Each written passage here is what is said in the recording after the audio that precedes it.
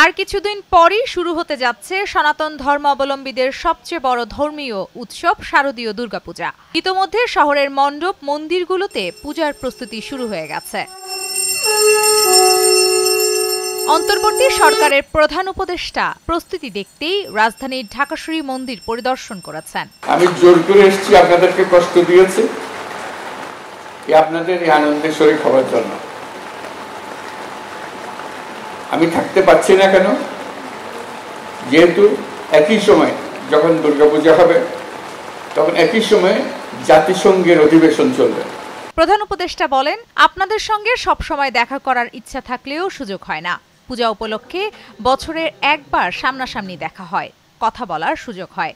এবার মনটা শান্ত হলো যে আপনাদের সঙ্গে দেখা হলো দুর্গাপূজা উপলক্ষে। আপনারা সাক্ষী দেবেন যে আমি হাজির ছিলাম। এর আগে সোমবার বিকেলে রাষ্ট্রীয় অতিথি ভবন যমুনায় প্রধান উপদেষ্টার সঙ্গে সাক্ষাৎ করেছেন বিভিন্ন পূজা উদযাপন পরিষদের নেতৃবৃন্দ। তারা প্রধান উপদেষ্টাকে পূজা মণ্ডপ পরিদর্শনের আমন্ত্রণ জানিয়েছেন। নমস্কার।